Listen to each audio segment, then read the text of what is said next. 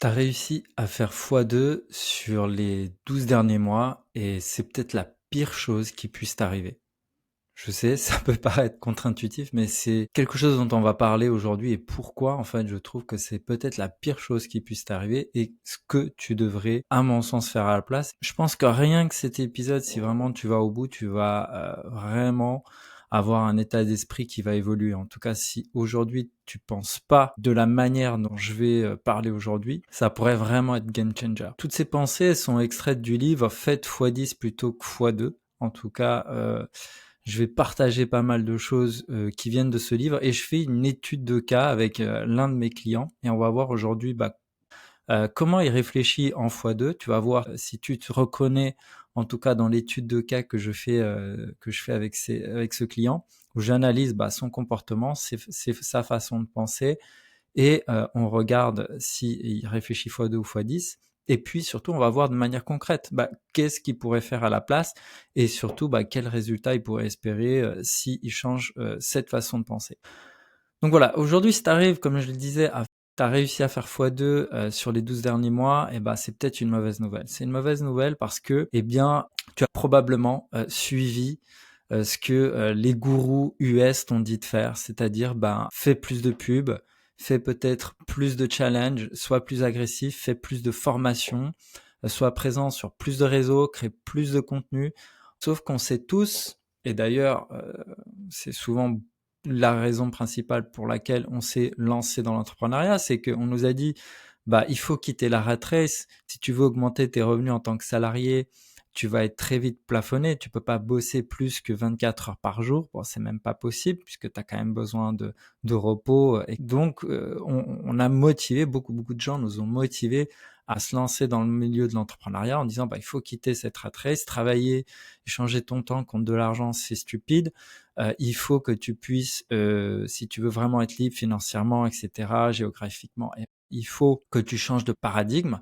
Donc, monte ton business et comme ça, tu vas pouvoir scaler ta vie à tous les niveaux, à être plus de liberté financière, géographique, temporelle, etc.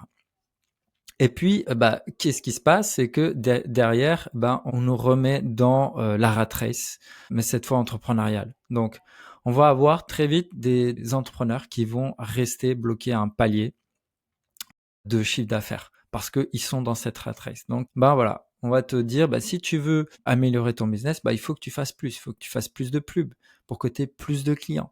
Il faut que tu fasses plus de challenges, il faut que tu fasses plus de webinaires, il faut que tu fasses grossir ton équipe, tu aies plus de closers, tu aies une pression plus importante. Par exemple, si tu fais un webinaire, faire des mails, ça suffit pas pour faire venir les gens. Il faut que tu fasses plus que ça. Donc, il faut que tu fasses aussi pourquoi pas un groupe WhatsApp pour motiver les gens et en attendant que le webinaire commence, il faut les mettre dans le groupe et il faut animer le groupe.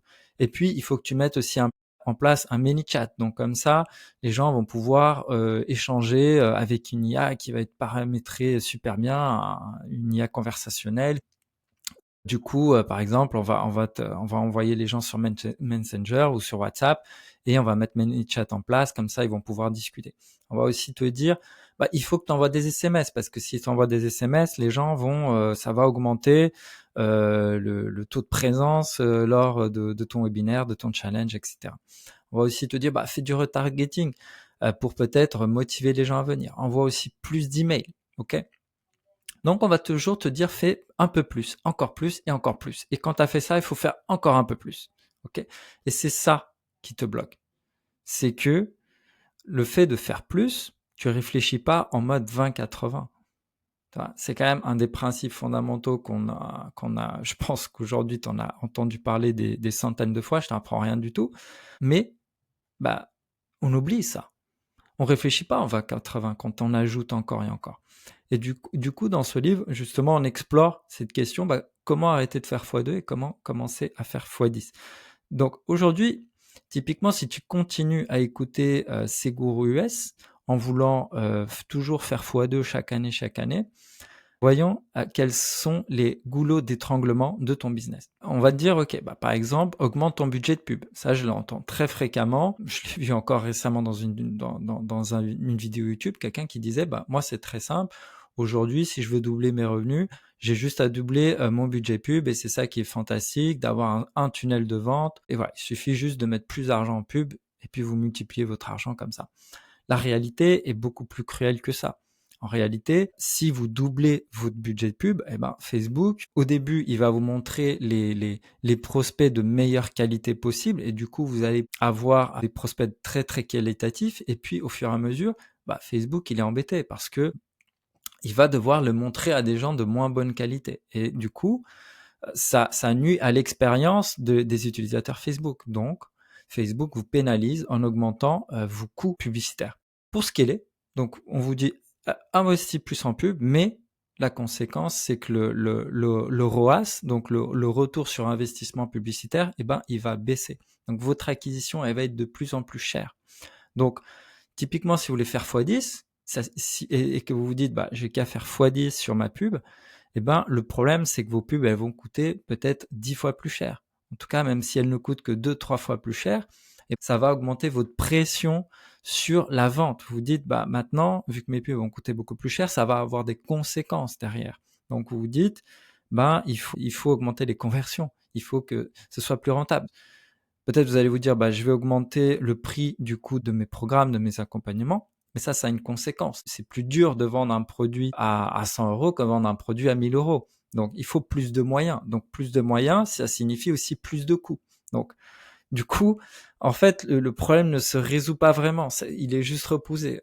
On se dit, OK, je veux faire x10 sur mon business, je mets 10 fois plus de budget de pub, mais du coup, mes pubs coûtent plus cher. Du coup, j'ai qu'à augmenter mes prix. Mais si j'augmente mes prix, du coup, ça veut dire que je dois augmenter mes conversions. Mais pour les augmenter, il faut plus d'efforts derrière. Donc, il faut peut-être plus de closers, il faut peut-être un meilleur copywriting, il faut peut-être, au lieu de faire juste un webinaire de 2 heures, il faut peut-être faire des challenges de plusieurs jours. Mais voilà, mais ça prend du temps, ça prend des équipes. Donc, on s'y retrouve pas finalement. Après, si tu faisais x10, autre goulot d'étranglement que tu aurais, c'est ta capacité opérationnelle à closer. C'est-à-dire que si demain, tu as un afflux de 10 fois plus de clients qu'aujourd'hui qui arrivent derrière, faut des équipes. Déjà, pour convertir ces prospects en clients. Donc là, ça veut dire qu'il faut pouvoir absorber ça, 10 fois plus d'appels. Donc, est-ce que tu as les équipes pour faire ça? Et même si tu arrivais à vendre, justement, à vendre 10 fois plus, derrière, il va falloir délivrer 10 fois plus à ces gens. Donc, est-ce que tu as les coachs qui sont là nécessaires pour faire ça? Est-ce que tu as le support? Est-ce que tu as l'expérience client qui peut être vraiment travaillée de manière industrielle, hein? Là, on ouvre les vannes. Est-ce que tout fonctionne à merveille? Est-ce que vraiment l'onboarding est super bien pensé, l'expérience client est bien pensée. On accueille une centaine de clients par mois, par exemple. Ok, de temps en temps, il y en a un qui a perdu son mot de passe, il y en a un qui dit qu'il n'a pas reçu l'email pour rejoindre la communauté, il y en a un qui demande un remboursement. Bon, ça reste gérable. Mais si d'un coup, au lieu d'avoir 100 clients, tu en as 10 000, là, derrière, c'est beaucoup plus dur à gérer. C'est infiniment plus dur à gérer. Donc, est-ce que tu as vraiment les reins solides pour faire ça? Après, quels sont les autres problèmes qui peuvent survenir, les autres goulots d'étranglement? Ça va être aussi la relation. Parce que les gens, ce qu'ils aiment, c'est de la proximité aujourd'hui. On sait très bien qu'ils veulent plus acheter juste une simple formation. Ils veulent avoir un contact humain. L'idéal pour eux, ce serait vraiment d'avoir une personne qui leur soit dédiée, un coach qui les accompagne de A jusqu'à Z. Bon, aujourd'hui, on sait que c'est pas forcément possible. Donc, ils ont un accompagnement global. On va dire, ils vont avoir des coachings de groupe. Mais du coup, est-ce que tu arrives vraiment à maintenir une qualité, une proximité de relationnel quand tu as 10 000 personnes? Okay, donc ça, c'est aussi un problème. Est-ce que tu arrives vraiment à délivrer aussi les résultats si tu fais x10 sur tes clients? Moi, je vais t'annoncer une bonne nouvelle. C'est que si tu veux aujourd'hui faire x10 sur ton business, tu n'as pas besoin de faire x10 sur tes clients. Et ça, je vais te montrer exactement comment faire. Mais pour faire ça, il va falloir avoir un shift mental, un changement d'état d'esprit. L'état d'esprit passe par arrêter d'essayer de faire plus, mais de commencer à faire mieux. Et à faire mieux ce qui marche vraiment. Donc, c'est vraiment réfléchir en mode 20-80. Et je vais te raconter une histoire, c'est vraiment une anecdote d'un ami à moi. Mon ami Pedro, eh ben, en fait, c'était quelqu'un qui avait une agence qui fait des études sur l'impact environnemental. Donc, par exemple, il y a beaucoup de champs d'éoliennes qui ont été créés au Portugal. Et ben, ça a un impact sur l'environnement, notamment sur la faune, la flore, les animaux. Donc, il faut faire une étude sur l'impact. Et lui, il avait sa société et il travaillait très très dur. Donc il était au four et au moulin, en mode à éteindre les incendies à gauche à droite, à résoudre tous les problèmes qui survenaient. Tout passait par lui. Résultat, pendant 1 mois, il est tombé dans les pommes 3 fois au travail, quoi.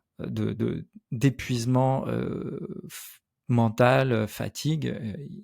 Il s'est, son corps a dit stop et il est juste tombé dans les pommes 3 fois dans le même mois. Et il s'est dit à ce moment-là, mais la vie, ça peut pas être juste ça peut pas être juste ça le business. Il y a sûrement quelque chose d'autre qui est possible. Il y a d'autres personnes qui ont sûrement trouvé une solution, qui ont des beaux business beaucoup plus florissants que les miens et qui quand même ne sont pas sur les rotules, sont pas à bout comme ça. Et donc c'est à ce moment-là, il a lu un livre, c'est La semaine de 4 heures, dont l'un des concepts fondamentaux, c'est le 20-80. Donc là, il décide de faire le ménage. Il décide d'arrêter de penser à faire x2. Il s'est dit, je vais faire mieux. Et je vais faire mieux, donc il a fait un 20-80 dans sa clientèle. Et il s'est rendu compte qu'effectivement, il avait un 20-80. Il s'est rendu compte que 20% de ses clients rapportaient 80% de son chiffre d'affaires. Il s'est rendu compte qu'il avait un 20-80 dans les services qu'il proposait. Donc, il a fait un énorme ménage. Et en faisant un ménage comme ça, permanent, sur tous les aspects, en faisant un 20-80 partout, en écrémant, en gardant que ce qu'il y avait de mieux, il a pu gagner en liberté. Et aujourd'hui, il travaille 4 heures par jour au lieu de 80, 70, 80 heures semaine, parce qu'il bossait samedi, dimanche et tous les jours, tout en sacrifiant toute sa vie personnelle. Il a réussi à sortir de cette rat race en changeant cet état d'esprit. Et donc, aujourd'hui, typiquement, à cause justement de ces gourous, on parle que d'acquisition aujourd'hui sur l'infoprenariat français. On parle que d'acquisition. C'est toujours faire plus de pubs, plus de tunnels de vente, plus de leads, communiquer sur plus de réseaux sociaux, à créer plus de contenu, etc. Mais ici, c'est vraiment de réfléchir, au lieu de faire des ajustements incrémentaux, d'améliorer chaque aspect de 1% tous les jours, de se dire, tiens, je vais faire un peu mieux mes challenges, je vais faire un peu mieux mes pubs, je vais faire un peu mieux mes SMS, je vais faire un peu mieux 50 trucs. Ça demande de faire une rupture. Une rupture, ça veut dire on va casser quelque chose. On va changer de paradigme. On va changer de stratégie. On ne peut pas faire x10 en faisant des micro-changements. Si on veut un changement radical, il faut faire un changement radical. Si tu veux faire x10, il faut bouleverser les choses en fait. Il faut une rupture. Donc ici, typiquement, plutôt que d'essayer d'améliorer ce qui marche déjà, est-ce qu'on ne pourrait pas se dire, ok, si demain je me disais, je vais diminuer mon équipe de moitié. Si demain, tu te disais, je vais travailler 2 fois moins. Si demain, rien que ces 2 choses-là, voilà, tu te dis, ok, je vais diminuer mon équipe de moitié. Aujourd'hui, tu as peut-être 20-30 personnes dans ton équipe. Aujourd'hui, tu bosses peut-être 40 heures semaine, voire les week-ends, 50-60 heures. Okay. Qu'est-ce tu devrais absolument garder et qu'est-ce que tu pourrais sacrifier qui ne changerait pas grand-chose? Typiquement, si tu te dis, aujourd'hui, je fais des challenges. Ok, est-ce que j'ai vraiment besoin de faire des SMS? Est-ce que j'ai vraiment besoin d'envoyer les gens dans des groupes? Est-ce que j'ai vraiment besoin de faire du retargeting? Est-ce que j'ai besoin même de faire du closing? Est-ce que je pourrais pas juste vendre par email? Ou est-ce que je pourrais pas juste vendre pendant mon challenge? Ok, et une fois qu'il est terminé, je vends par email. Est-ce que ça serait pas ça, par exemple, le 20-80? Ok. Et donc, quand tu réfléchis comme ça, c'est là où tu arrives aussi à avoir la rentabilité. Parce qu'aujourd'hui, si tu as besoin, tu as dans ton équipe 10 closers, 3 setters, si tu as en plus engagé une agence qui s'occupe de ton Discord pour animer la communauté le temps du challenge, etc. Si tu supprimais tout ça et que tu perdais à peine 20% de rentabilité, mais tu diminues de 80% tes coûts parce que tu as juste gardé, toi tu fais ton live, plus derrière il y a des emails, d'un coup, peut-être que tu peux mettre plus de budget d'ailleurs sur tes emails et te dire, et sur ton challenge et te dire, ok, là je vais faire mieux. Ok, faire mieux c'est ok, mais c'est ok de le faire que sur 20% de ce qui rapporte le 80. Ok, donc là d'un coup, toutes ces ressources, tout cet argent, toute cette équipe, tu peux d'un coup te dire comment on peut faire mieux nos challenges. Peut-être comment je peux faire mieux mes emails. Peut-être que aujourd'hui on peut segmenter notre liste. Peut-être qu'aujourd'hui on peut envoyer des emails beaucoup plus personnalisés. Peut-être qu'on peut cartographier chaque personne et comprendre qui elle est, ou à quel stade il se trouve et définir à quel est le moment idéal pour lui proposer ce qu'on a à lui proposer. Ok, donc vraiment là on peut optimiser, c'est ok. Donc ça c'est le premier changement. Arrêter de faire des ajustements incrémentaux, mais commencer à penser en rupture et repenser, prendre de la hauteur et repenser tout le système. Et là, ça amène aussi un blocage qui peut arriver, c'est les blocages mentaux. C'est une résistance quand il y a une décision émotionnelle, parce que c'est dur à prendre comme décision. Si vraiment demain tu te rends compte et tu te dis, ouais, c'est vrai, aujourd'hui on génère plusieurs millions d'euros, même si tu te rends compte, ouais, il a peut-être raison, Francisco, c'est vrai que je m'obstine à faire x2 au lieu de faire x10, ça voudrait dire que je devrais peut-être me séparer de telle et telle personne, et là tu es face à une décision émotionnellement difficile, parce que cette personne, c'est peut-être quelqu'un de très bien, qui fait très bien son boulot, et aujourd'hui, quand tu repenses ta stratégie, tu te dis, je vais devoir m'en séparer. Donc là, c'est une décision qui est difficile émotionnellement à prendre, et je compatis, et je comprends. Maintenant, c'est aussi ça le boulot d'entrepreneur, c'est de prendre des fois des décisions compliquées, notamment celle de se séparer de quelqu'un de la team pour le bien de l'entreprise. C'était un petite pensée au passage. Autre blocage qui t'empêche peut-être aujourd'hui de faire x10, c'est que tu es beaucoup dans l'opérationnel. Tu es peut-être beaucoup dans le micromanagement aussi. À t'assurer, typiquement, je te disais que j'allais faire une étude de cas sur un de mes clients. Aujourd'hui dans l'épisode, j'ai un de mes clients. Là aujourd'hui, il va commencer un challenge cette semaine. Et du coup, j'ai envoyé un message sur le Slack de l'équipe en demandant qu'en est-il de la newsletter, est-ce que je la stoppe le temps du challenge ou est-ce que je l'envoie à tel segment de la liste et j'exclus tel segment, etc. Qu'est-ce qu'on fait? Et du coup, d'ailleurs, mon client est venu sur Slack en disant attention, qu'est-ce que vous faites pour la newsletter? Donc, je me suis demandé pourquoi est-ce que tu es à ce niveau-là de détail, d'inquiétude. Tu devrais pas être à ce niveau-là d'inquiétude.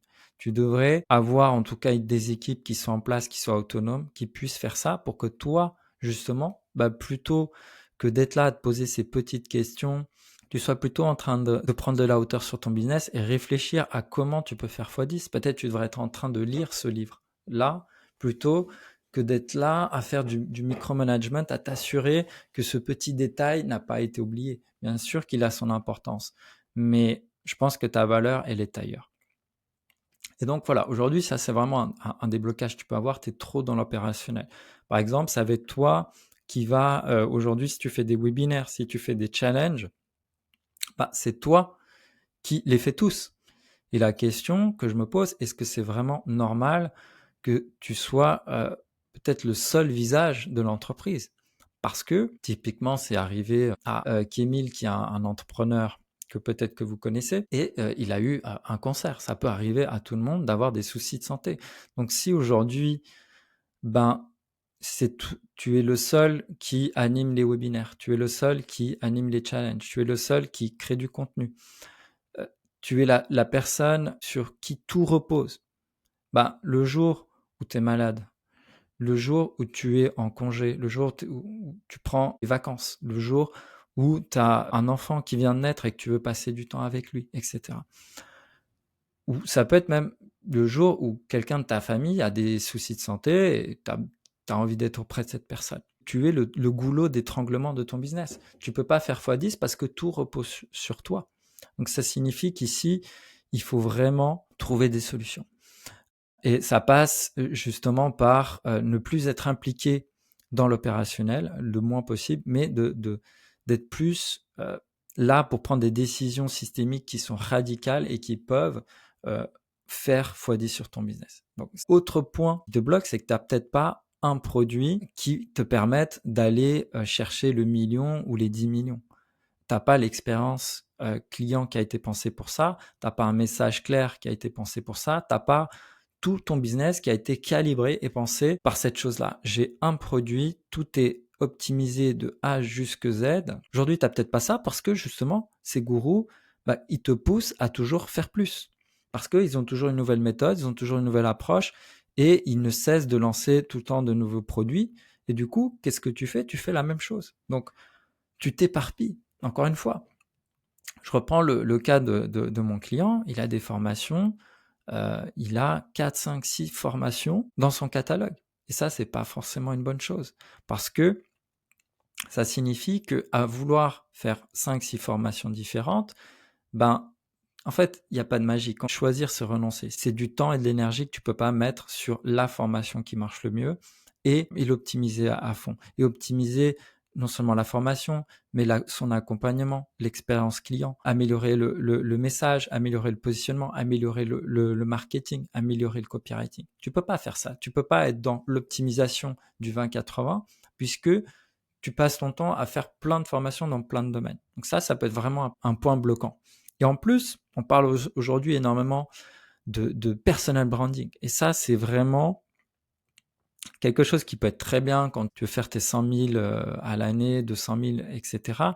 Mais si tu veux faire x10, aujourd'hui tu fais 5-6 millions de chiffre d'affaires et que tu veux faire 50 millions de chiffre d'affaires, est-ce que tu vas vraiment pouvoir garder une image personnelle? Parce qu'on a vu que c'était bloquant. On a vu que tout repose sur toi. On a vu que demain, si t'arrive quelque chose, que tu dois être absent, tout le business, c'est game over, c'est terminé. On voit qu'aujourd'hui, les plus grandes entreprises au monde, elles sont pas basées sur du personal branding. C'est une marque. Hein. Nike, Amazon, Facebook, Apple, etc. Ce sont des marques. C'est pas Steve Jobs compagnie. Même s'il est décédé, mais c'est pas Zuckerberg compagnie, c'est pas Elon Musk compagnie. C'est des marques à part entière. Et d'ailleurs, très souvent, dans ces entreprises, le fondateur quitte l'entreprise et d'autres personnes, d'ailleurs, on ne sait souvent pas qui sont les dirigeants de ces grosses boîtes, se succèdent et on ne s'en rend même pas compte. Donc, si tu cherches à faire x10, est-ce que vraiment faire du personal branding, c'est approprié? Est-ce que vraiment que tout repose sur toi, c'est approprié? Parce que 100% du contenu, c'est toi à l'écran. 100% des webinaires, c'est toi. 100% des challenges, c'est toi. 100% de la gestion d'équipe, c'est toi qui vas la faire. Et ça c'est très problématique parce que du coup, tu peux pas réfléchir, avoir le temps de prendre de la hauteur, travailler sur ce qui vraiment peut faire levier. Donc, mon invitation, c'est vraiment de se dire, est-ce que je peux pas faire une transition? Est-ce que je peux pas mettre en avant d'autres personnes de l'équipe? Est-ce que je peux pas mettre plutôt en avant le nom de mon école, peut-être? J'ai un client, c'est exactement ça. Il a son école, ok, il y a lui, il y a son branding, mais pourquoi est-ce qu'il mettrait pas peut-être aujourd'hui, 100% des posts, c'est lui qui s'exprime sur sa vie personnelle, sur ses anecdotes personnelles, etc., ses conseils business, etc. Pourquoi est-ce que ça serait pas demain l'école qui prend la parole? Pourquoi est-ce que demain ce serait pas typiquement, par exemple pour les emails, ce serait pas signé un tel de l'école ou signé la team de l'école? Pourquoi est-ce que c'est signé comme si c'était toi? Pourquoi est-ce que par exemple tes posts c'est que toi, que ton visage? Pourquoi est-ce que c'est pas le conseil? Nous dans notre école on fait ci, on fait ça, etc. Donc là vraiment on aurait à gagner à faire ça, à pouvoir s'extraire un peu plus pour gagner du temps, gagner de l'énergie et pouvoir prendre de meilleures décisions. Après, un autre point bloquant qui peut arriver aujourd'hui, c'est on l'a déjà un petit peu évoqué, donc je vais passer assez rapidement, mais c'est vraiment le relationnel. Ok, si tu fais x10 demain, comment est-ce que tu peux maintenir une relation de proximité suffisante pour que l'expérience soit toujours aussi bonne.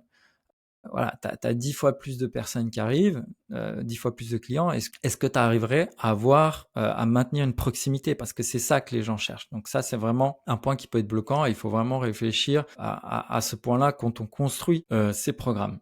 En se disant, OK, je vais faire 10 fois plus de contenu. Autre option. Ça marche pas non plus. Mon client, je vais l'appeler Julien, on va dire, voilà, Julien, dont je t'ai parlé aujourd'hui, bah, il est sur des dizaines de réseaux sociaux. Il est sur Facebook, LinkedIn, Instagram, TikTok, YouTube. Il a un Telegram, il a un Discord, il a un WhatsApp, il a évidemment son site web. Ok, je compte ici 9 lieux. Donc forcément que tout est dispersé. Son argent est dispersé parce que bah, il y a des gens, il faut bien payer des gens pour gérer tout ça, parce qu'évidemment, c'est pas Julien qui s'occupe de tout faire à la main, plus les emails. Attendez, donc ça fait 10. Donc il y a 10 lieux où il communique, donc 10 endroits. Donc évidemment, c'est pas lui qui écrit les mails, c'est pas lui qui anime les communautés Discord, Telegram, c'est pas lui qui écrit les posts, c'est pas lui qui fait le montage de ses vidéos YouTube, etc. C'est pas lui qui fait le site web, c'est pas lui qui met en ligne les articles. Donc tout ça, ça veut dire que c'est une équipe. Ça veut dire qu'il faut payer tous ces gens. Ça veut dire que toutes ces ressources, elles sont diluées. Pourtant, il y a forcément un 20-80 là-dedans. Il y a forcément un réseau, peut-être qui marche beaucoup mieux que les autres. Et donc peut-être demain, tu pourrais supprimer ton compte de 4, 5, 6 réseaux et te dire, bah, moi, je vais me focaliser uniquement sur YouTube, par exemple. Et d'un coup, comme tu es focalisé, bah, tu peux mettre beaucoup plus de temps et faire beaucoup mieux là-dessus. Donc, tes contenus deviennent beaucoup plus qualitatifs et tu deviens la référence absolue de ta niche sur YouTube parce que tu es hyper bon là-dessus. Donc, faire plus de pubs, ça marche pas. Faire plus de contenu, ça marche pas. Pour faire x10, eh ben, du coup, si tu fais x10, tu fais rentrer 10 clients en plus, eh ben, on a vu, ça augmente ta masse salariale ou en tout cas tes coûts humains. C'est quoi la solution? Tu te demandes, ok, on a vu plein de problèmes, Francisco, ça a l'air horrible d'essayer de faire x10. Comment peut-on faire? Du coup, qu'est-ce que tu proposes? Bon, comme je te l'ai dit, je te propose, je t'ai déjà donné quelques axes de réflexion. Donc, réfléchir en 20-80, faire un nettoyage, peut-être choisir un seul canal de communication, d'acquisition, peut-être avoir un seul produit, peut-être avoir un seul moyen de transformer tes leads en clients et surtout faire en sorte que chaque client te rapporte beaucoup plus. Et c'est en ça que je peux t'aider. C'est qu'aujourd'hui, vraiment, les discours, c'est fait toujours plus d'acquisition, notamment. Et jamais on te dit fais plus de fidélisation. Et vraiment, je t'invite à réfléchir. Mais je voulais te faire réfléchir déjà sur une statistique. Est-ce que tu sais combien rapporte un client Amazon Prime par an? Un client Amazon Prime rapporte 500 € par an à Amazon. Et tu sais quel est le taux de rétention des clients Amazon Prime? Il est de 98%. Ça veut dire que 98% des gens qui prennent Prime vont dépenser 500 € sur le site dans l'année. Et ils vont rester à 98%. Donc t'imagines, tu vois, ça c'est vraiment l'un des facteurs clés du succès d'Amazon. C'est quand tu deviens abonné à Amazon, tu restes abonné à Amazon et tu dépenses beaucoup d'argent. Idem avec Netflix.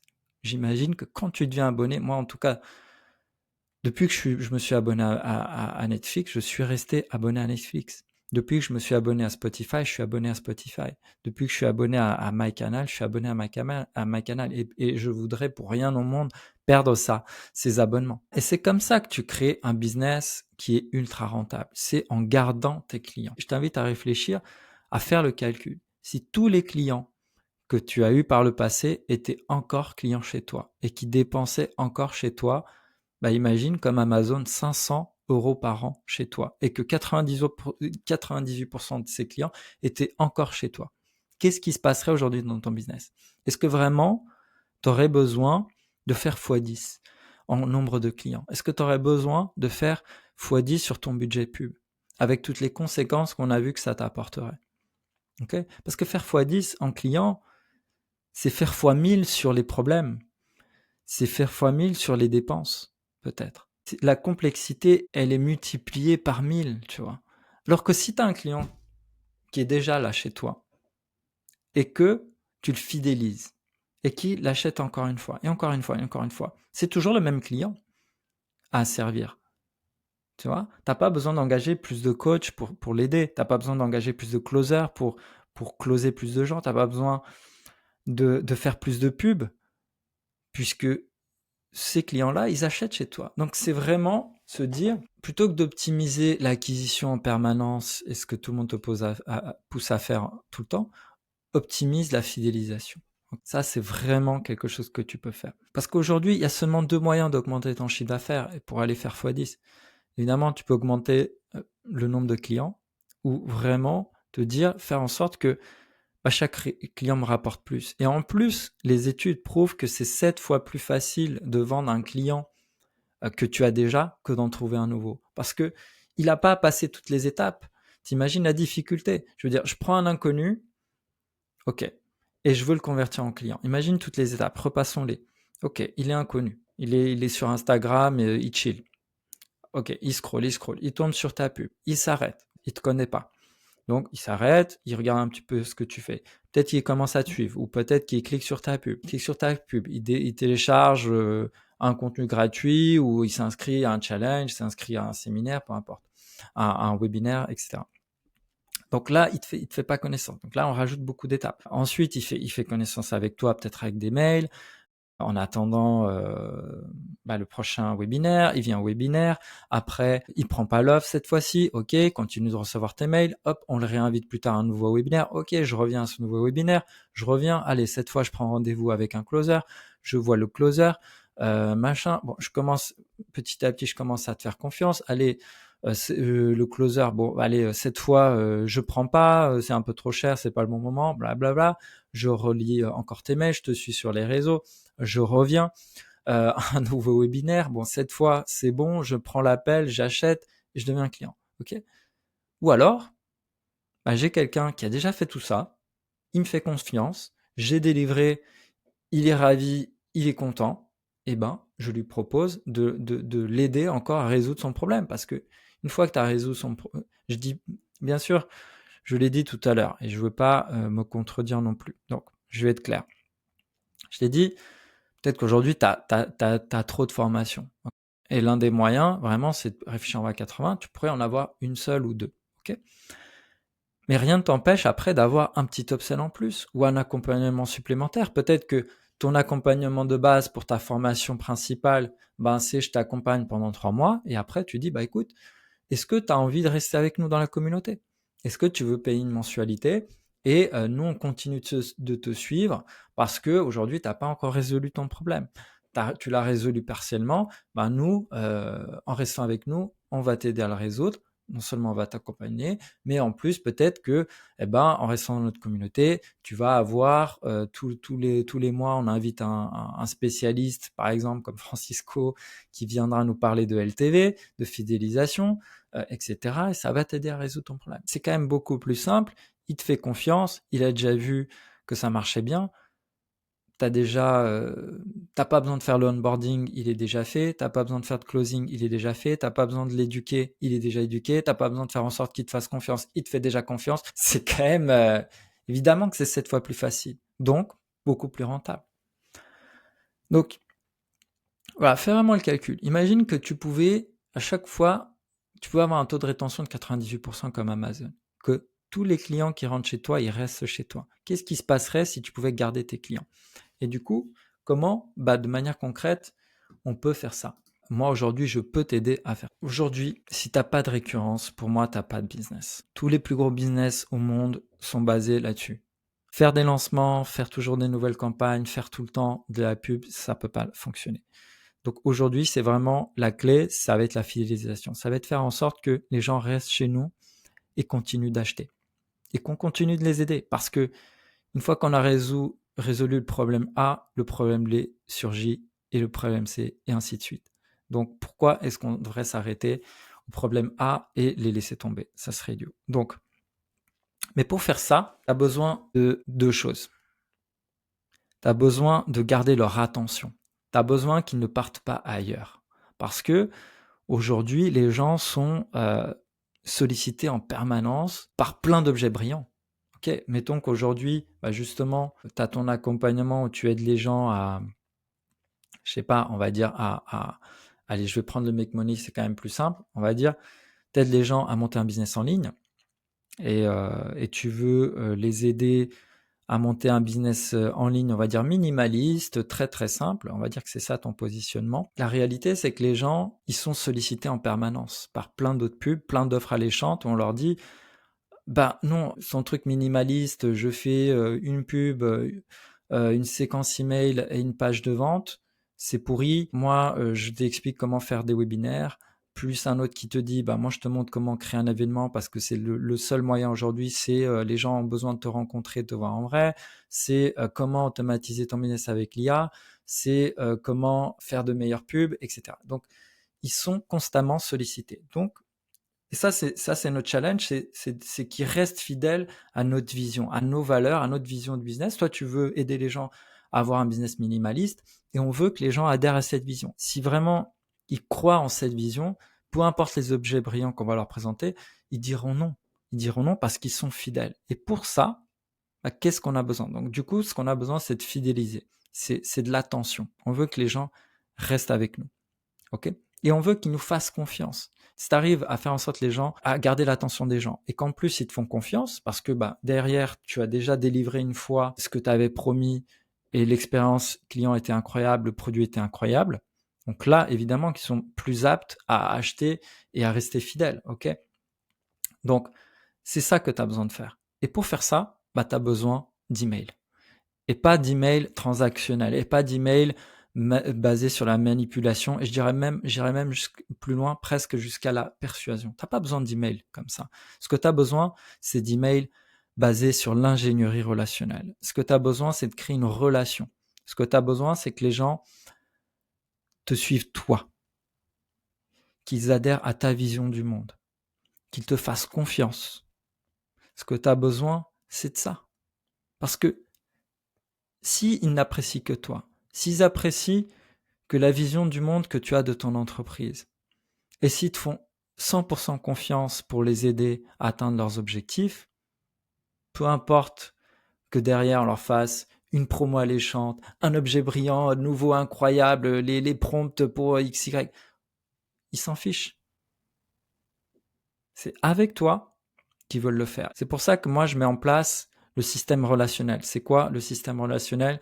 C'est par le biais de newsletter que je crée une relation de confiance où je maintiens l'attention de manière prolongée avec les gens.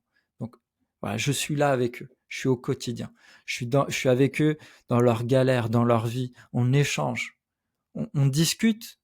Moi, il m'arrive souvent de discuter avec les clients de mes clients. On discute, on échange, on a de la proximité. Il se confie à moi. Je reçois des dizaines et des dizaines. J'ai reçu plus de 1000 questions. Pour mon client de Jody Cavadi, on a reçu plus de 1000 questions. Les gens nous envoient leurs questions. Ils nous voient ils voient Jody comme son confident. Quand ils ont un problème, je vais voir Jody. Ok?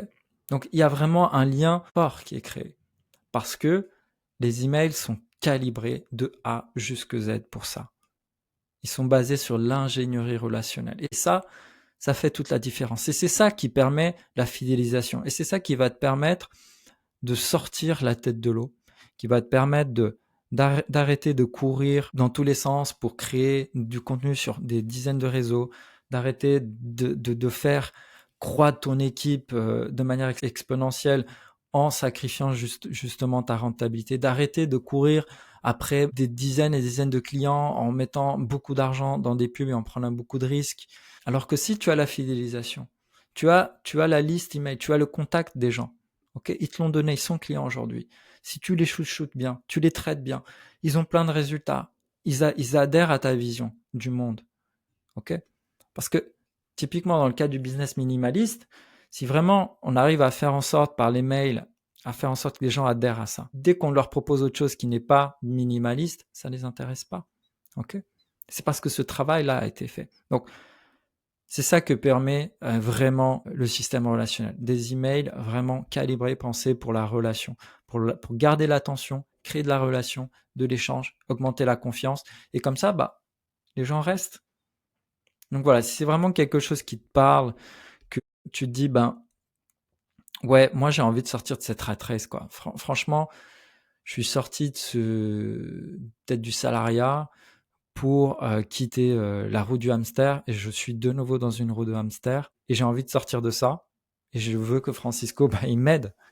Viens, on va faire en sorte, ensemble, on va faire en sorte que les gens restent chez toi. Et encore une fois, fais le calcul. Combien d'argent. Enfin, il y a l'argent bien sûr, mais qu'est-ce que tu pourrais réaliser si les clients que tu as déjà eu dans le passé étaient encore chez toi et tu continuais de les aider? Parce que je suis sûr que tu peux le faire. Je suis sûr que c'est ton métier d'aider tes clients, donc tes formateurs, donc c'est logique. Donc, qu'est-ce qui se passerait aujourd'hui s'ils étaient encore là? Et qu'est-ce qui se passerait si à partir d'aujourd'hui, tu te disais, ça va être ma priorité? Est-ce que ça te rapprocherait pas plus de faire x10 que de continuer à essayer de faire x2 un peu partout, peaufiner, optimiser, par-ci, par-là, et pas réfléchir en VA80? Donc voilà.